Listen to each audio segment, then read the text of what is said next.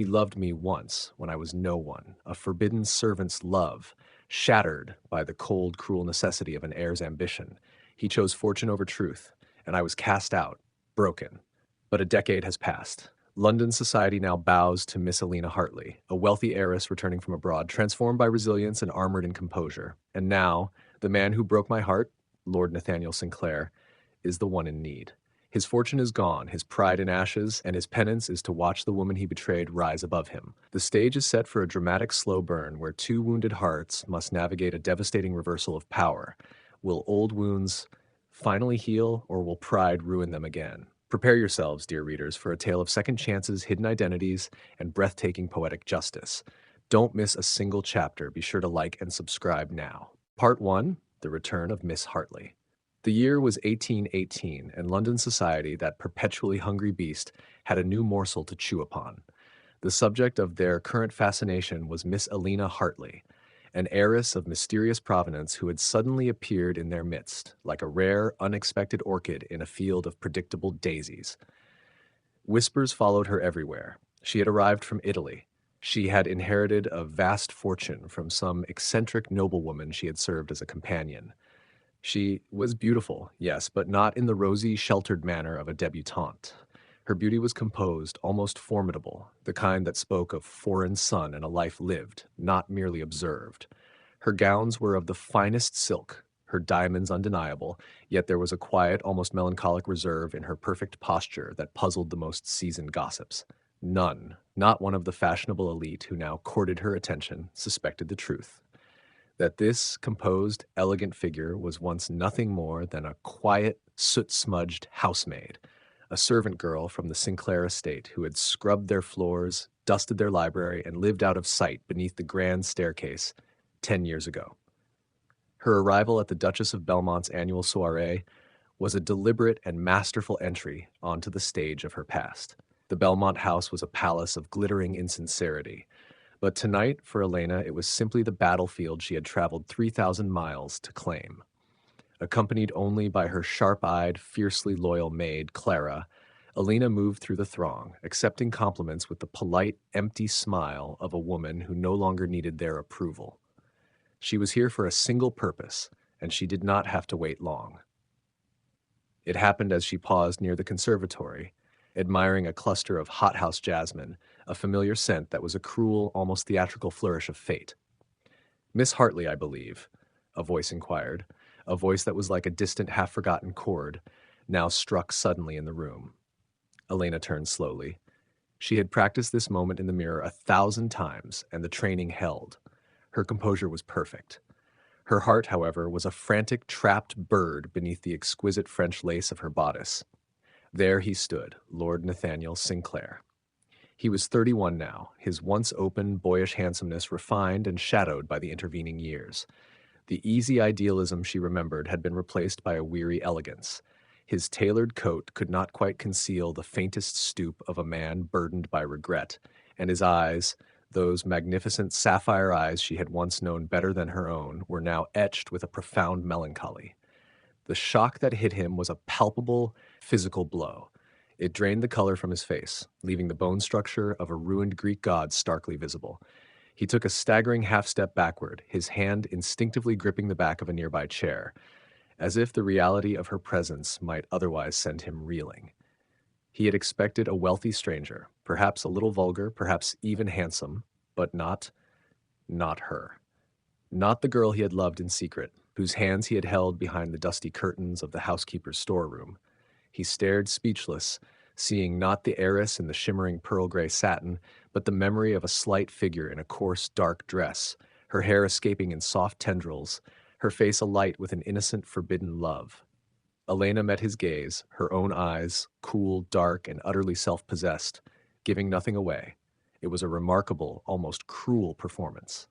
She gave the faintest incline of her head, the formal, detached acknowledgement one gives to a vague acquaintance.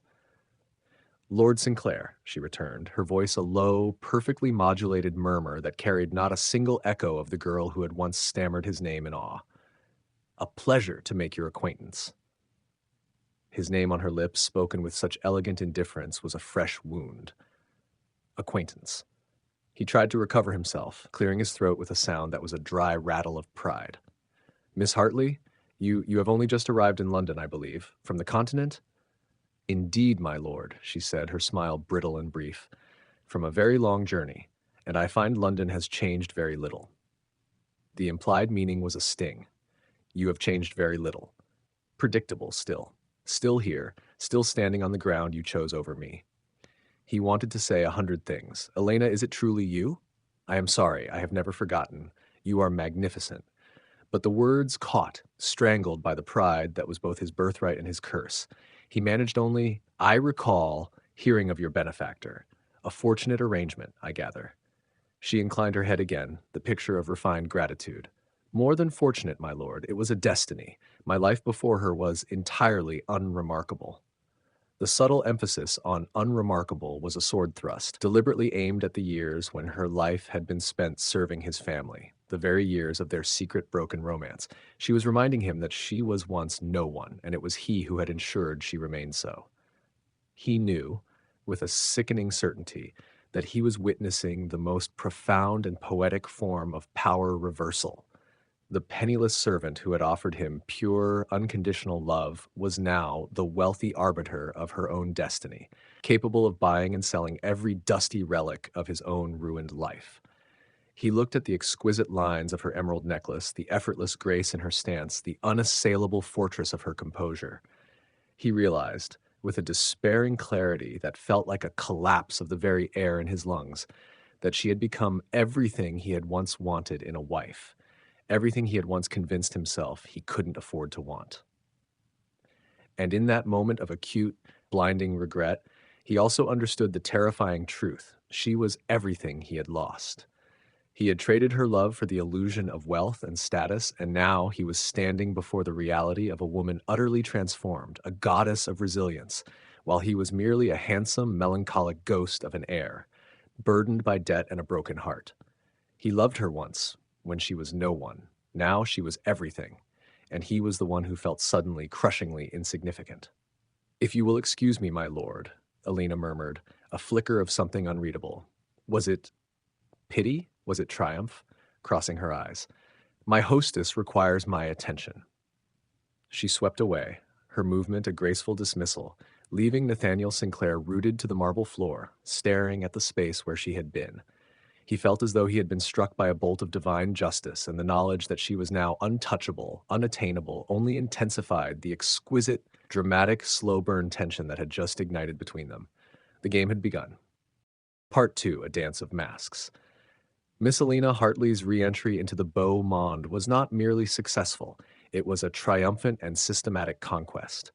She moved through the season as a paragon of grace, her conversation witty without being strident, her gowns impeccable without being extravagant. She possessed the quiet confidence of one who had mastered herself and her circumstances, earning the deep, abiding admiration of the men and the grudging, fearful respect of the women.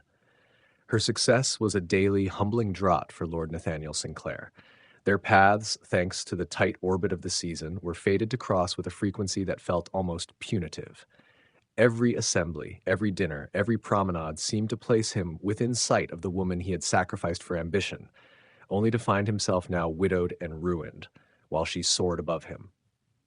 Nathaniel, his once bright future, tarnished by the debts left by his late wife and his own financial mismanagement, had now to swallow his pride until it felt like a stone lodged in his throat.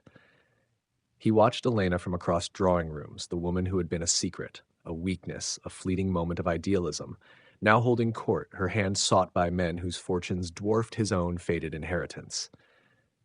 He tried, of course.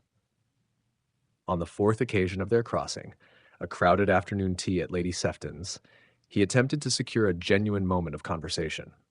Miss Hartley, he approached, his voice a low, earnest rumble intended for her ears alone. Might I have a moment to properly express my delight at seeing you again in London? She turned, her movements as fluid and cool as a stream over polished river stones.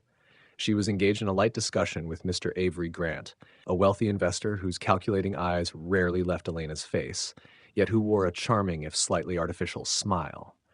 Elena did not dismiss Nathaniel, which would have been vulgar, but she curtailed him with a masterpiece of polite yet cool distance.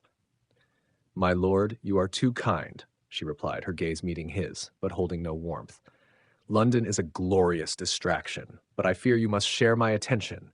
Mr. Grant here was just explaining the complexities of the West India dock investments, a matter of which I am hopelessly ignorant but wish to correct."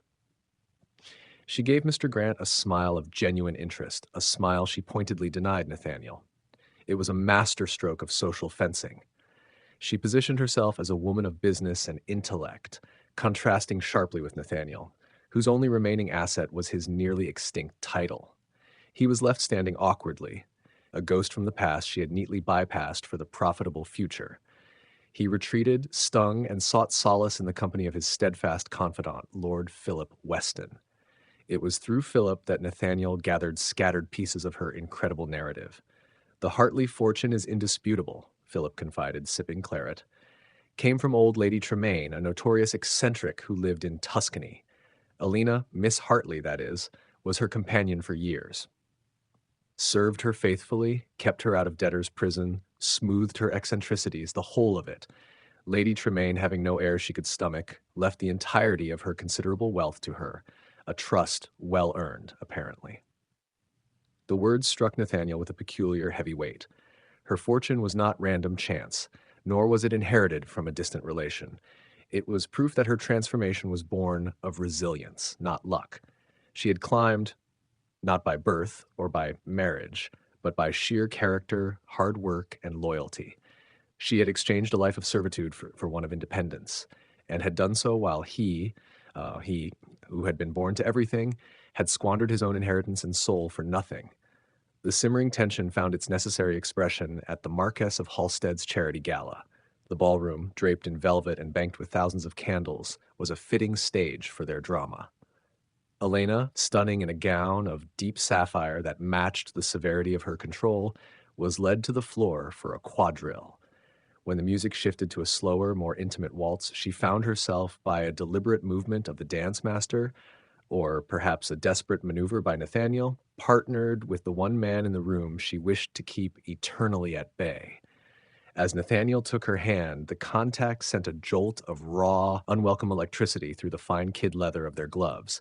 He placed his other hand tentatively on her waist, and the proximity was instantly, dangerously familiar.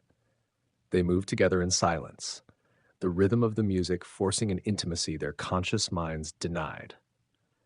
Nathaniel's gaze was fixed on her, searching the composed landscape of her face for any remnant of the girl he had kissed in the shadowed garden, but finding only the perfect poise of the woman who had replaced her.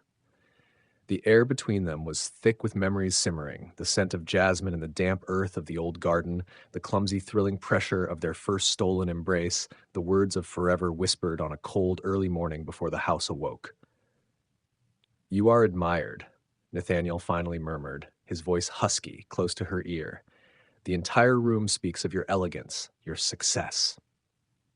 "As they speak of yours, my lord," she returned coolly, the subtle barb of her tone reminding him of his current ruin. "They speak of a Miss Hartley who is a revelation," he pressed, his grip on her hand tightening imperceptibly. "You've changed." It was an observation meant to elicit a softening, perhaps a nostalgic glance backward. Instead, Elena's composure hardened further, like glass cooling from liquid fire. She did not raise her voice, but the quiet intensity of her reply was devastating. She looked past his shoulder, her focus fixed on a future he was not a part of. "No, my lord," she answered softly, but with the chilling finality of a closing door. "I simply learned not to wait." The words hung in the air, weighted with years of bitter waiting, broken promises, and the self-reclamation she had accomplished in his absence. She hadn't changed. She had simply finished her transformation, and the result was a woman who would never again grant a man the power to break her. The dance ended. The music swelled, dissolving the moment, but not the tension. Nathaniel was left to navigate the polite applause with a soul suddenly raw. Her dismissal was not an outburst of anger, but a calm statement of fact.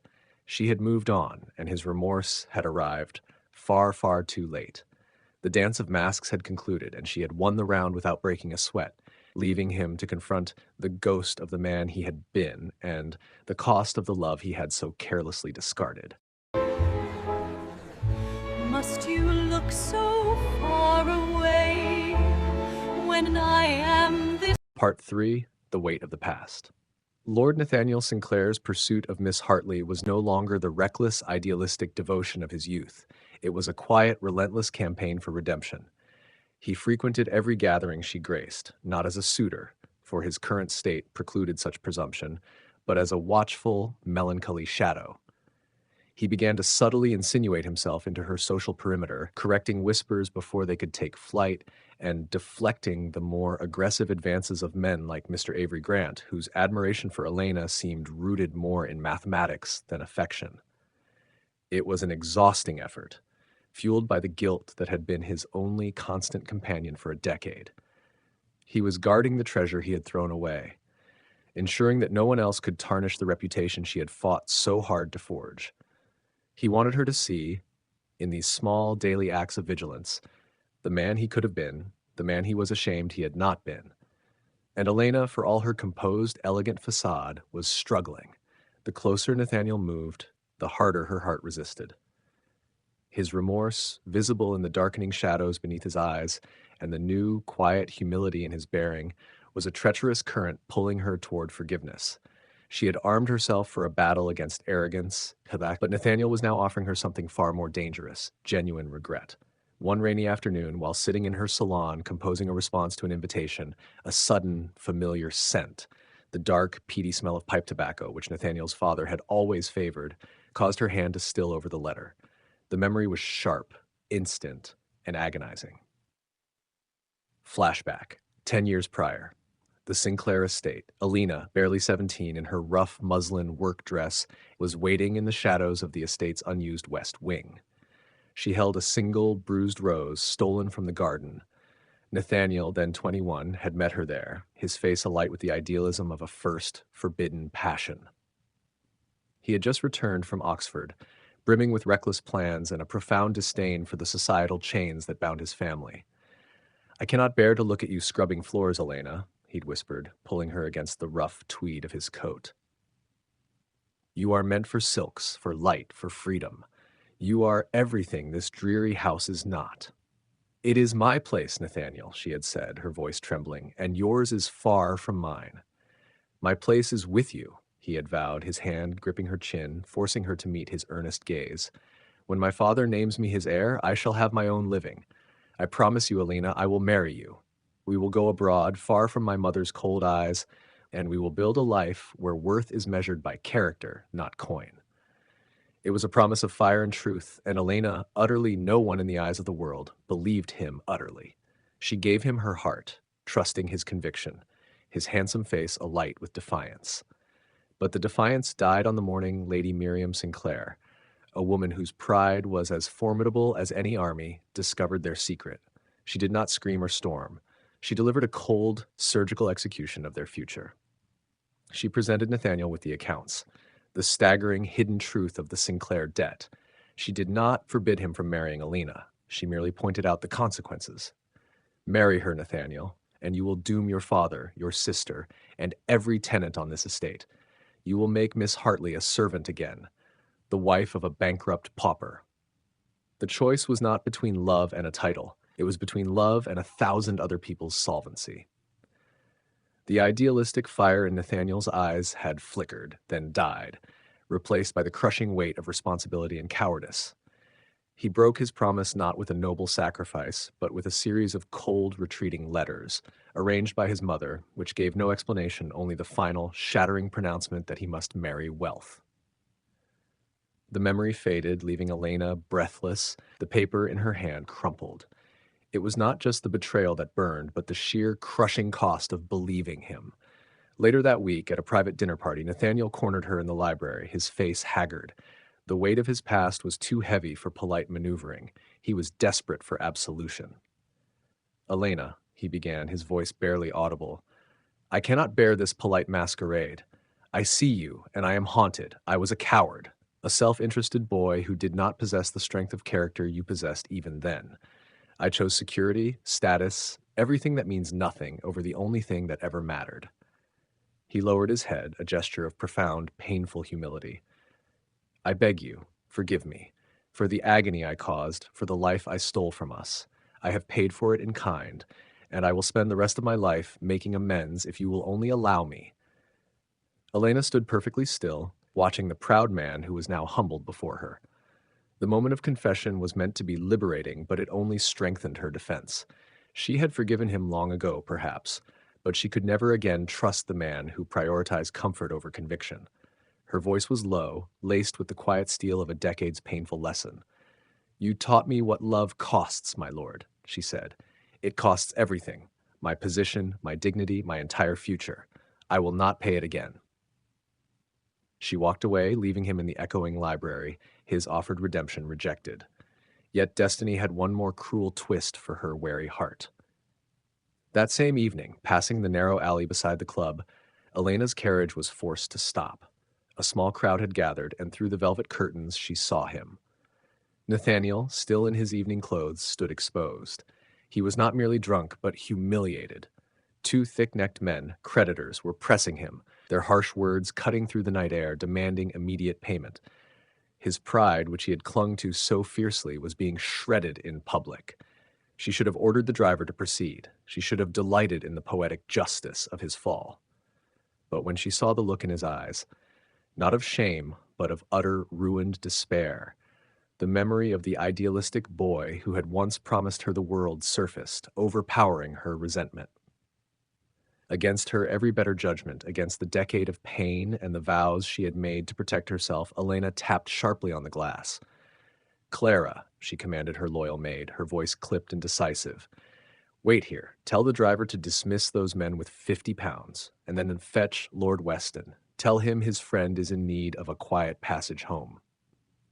It was not an act of love, she told herself fiercely. It was merely a professional courtesy, a single final expenditure to settle an old, bitter debt.